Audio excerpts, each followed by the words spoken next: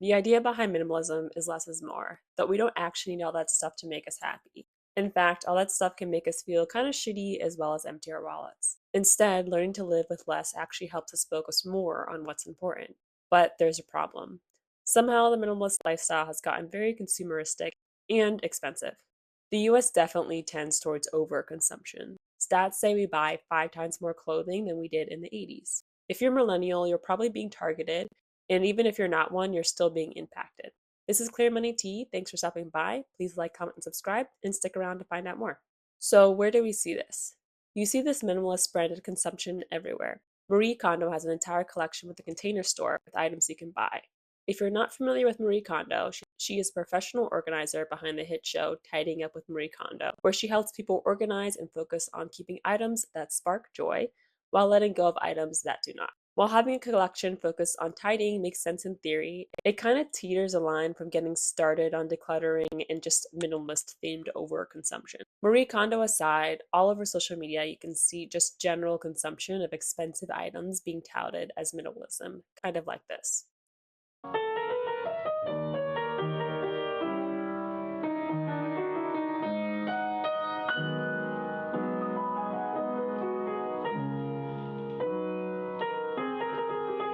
And I'm gonna be honest, I think luxury minimalism or luxury under consumption core is a bit of an oxymoron. It's just shopping. I think this type of language being used, though, is very intentional and leads to my next point, which is that minimalism has turned into an aesthetic. If you look up minimalism, you'll usually see a very certain look, clean lines, and typically natural and very neutral colors. The implicit coding is if you don't have this aesthetic, you actually aren't minimalist and you won't reap those rewards. Those rewards have been touted as feeling more peaceful, saving more money, and allowing us to focus on having a more meaningful life.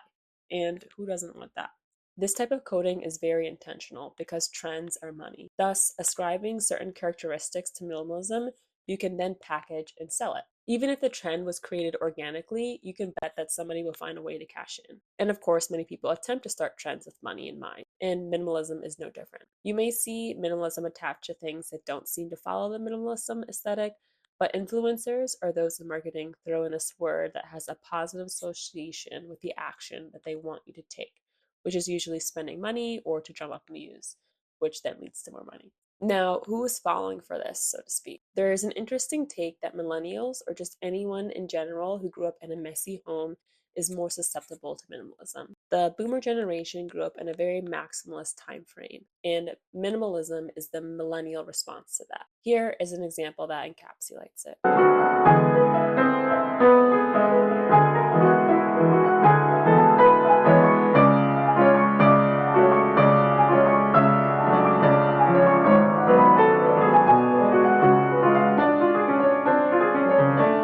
So here is another one that I like. What I like about it is that this place isn't actually messy. Don't get me wrong, there's definitely a lot going on here, but it's this person's unique style, which just happens to be very maximalist. And what I would say is interesting, if you look back, Boomers' parents were the product of the Great Depression, aka the silent generation. They were known as being more frugal and even miserly to some extent. And so maximalism was sort of the boomers' response to their own parents. That is shown as well as an emphasis on having their own unique style and also in many ways consumerism to achieve that. And that was just very common in the 70s, so just think very vibrant colors and shag carpets. But as well, minimalism was the millennial response to all of this consumerism, or what was seen as an overabundance of items and sometimes just clutter in their parents' home. Again, it's just really interesting how things can be so cyclical.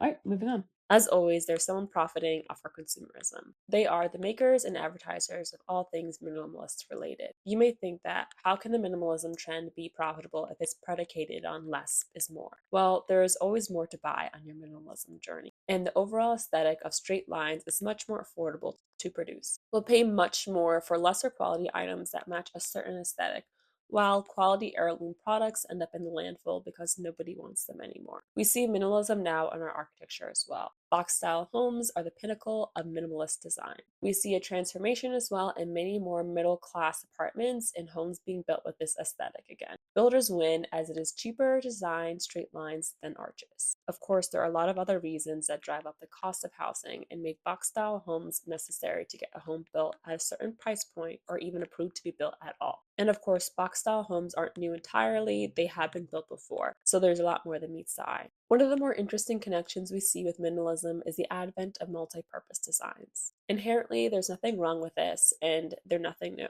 For example, maybe you want a bedside table and a dog bed in one. I feel like the initial popularity of multi-purpose items was due to legitimate space constraints like the Murphy bed. But I will say multi-purpose items does have its growth in minimalism. It also gets expensive very quickly and it can be kind of impractical. Like this.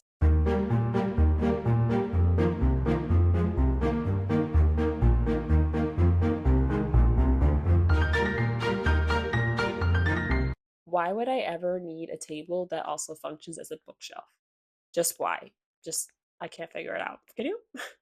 Or this. Why do I need a table on top of my TV, which is sitting on a table for my remote? My remote will obviously end up in the cracks of the sofa. When practical, all this dual purpose furniture can give the appearance of minimalism while you're just accumulating more things. Don't get me wrong, there can be great storage devices that are attractive looking, but they can also just be another furniture piece that you don't need and a way for you to store stuff that you also don't need. For example, this mirror that I totally don't want. It's like an item having a purpose makes it more okay to consume, even though I still don't need it for that purpose. Does anyone else feel the same way too? So, there are also some criticisms of minimalism as a hobby for the wealthy. Those with lower income likely live in smaller homes with more people and have less time to dedicate to decluttering. Think about it. People preach minimalism tend to have the space to make their homes look common. If I live in a walk up apartment and ride my bike to work, I'm going to have less clean space compared to somebody living in a house with a garage. All these things compound, and you have this innocuous and meaningful practice turned into a money making machine. That's nothing new, of course, in the Western world, but at its core, I have to say that there's nothing wrong with minimalism. Focusing on what truly brings you happiness and removing the rest really is an admirable goal, and we should spend time, but not necessarily money, on it. So thanks for stopping by. This is Claire Money T. If you like this, please like, comment, and subscribe, and stick around for something new.